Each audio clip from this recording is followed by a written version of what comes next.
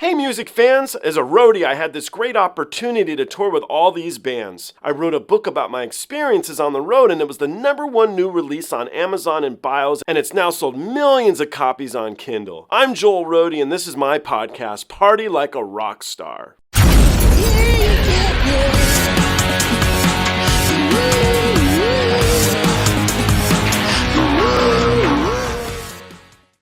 All right, well, a little earlier on, we were talking about Iron Maiden, and I think you might enjoy these guys here. So I'm going to jump into the next track with you. It's a band. It's a Japanese band. We had talked to Japanese, and they're by the name of NEMOPHILA. Have we heard of NEMOPHILA? NEMOPHILA. This episode features my friend Kyle Talcher.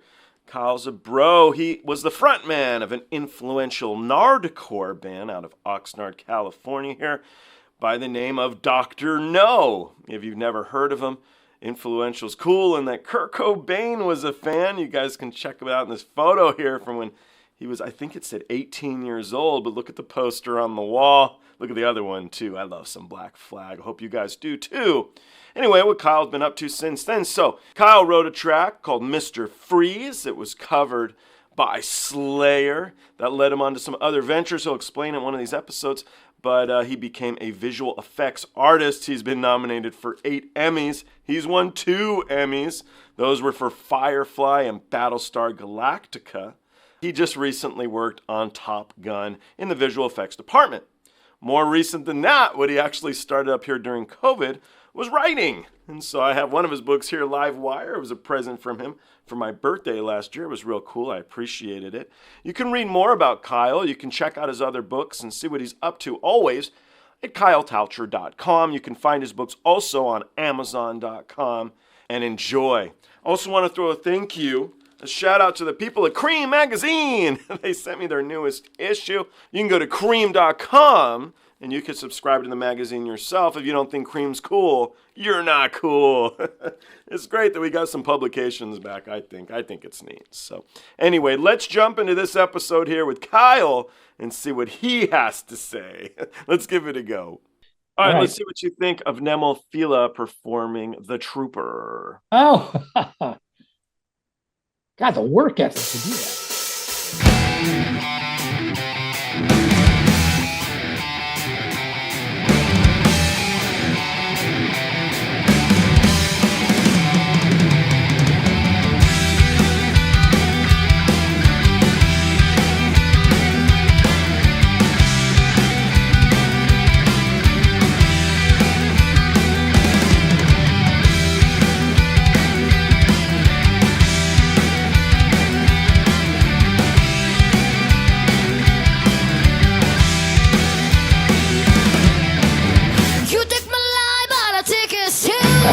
You fire musket by the lollies too. So when you're waiting for the next attack, you better stand there to judge him back. So very sudden the change begin. Nobody's body feel no one wins. Just matter what she's spoken, how she's braced. And she brings it to the surface.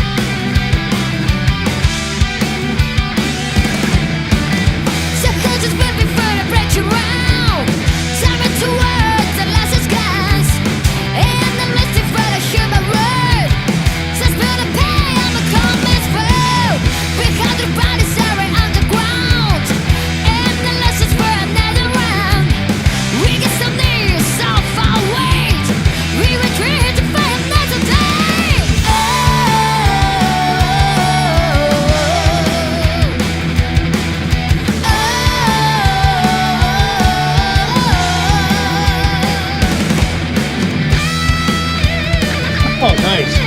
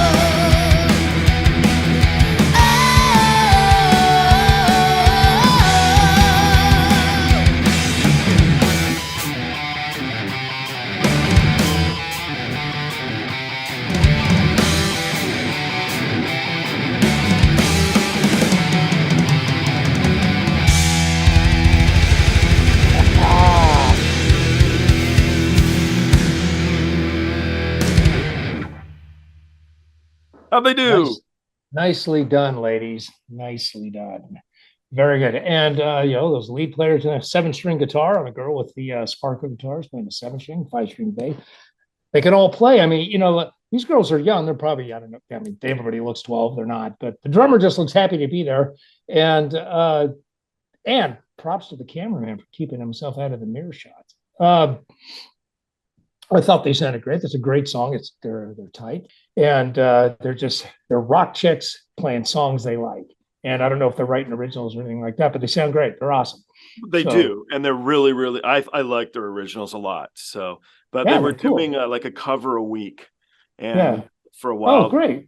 And they just like, and it's weird because I've noticed in some of the Japanese bands that I've seen with there's a huge female presence in it, which is great, and there's some burning guitar players.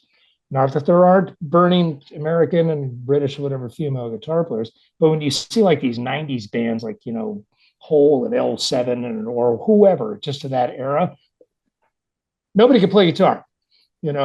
These girls can.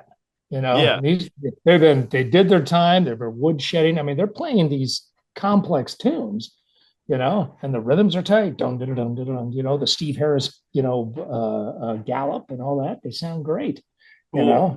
And I wonder who's funding them. I mean, that's all nice gear and expensive stuff. And, it's not like they're stockbrokers and they're doing it on weekends. So, when I see these bands, I mean, I don't know if there's corporate cash behind these things or whatever, because, that's expensive stuff for kids to have. So obviously somebody's bankrolling that, which is fine. It's, but it seems like an organic thing that it's just, rock chicks having a great time, which is how it should be. I think they did a great job. Well, let's jump into some more rock chicks then. Have we heard of Love Bites? I have not. Okay, let's jump into Love Bites. You can let me know what you think. Where are they from? Love Bites are from Japan as well. And this track just came out here like 5 days ago. Okay. What's great about them covering that Maiden track too is that song has a groove. It has a pocket. It's not 3,000 miles an hour where somebody's snarling at you. There's a place for that, but if everything's 3,000 miles an hour, nothing is. So.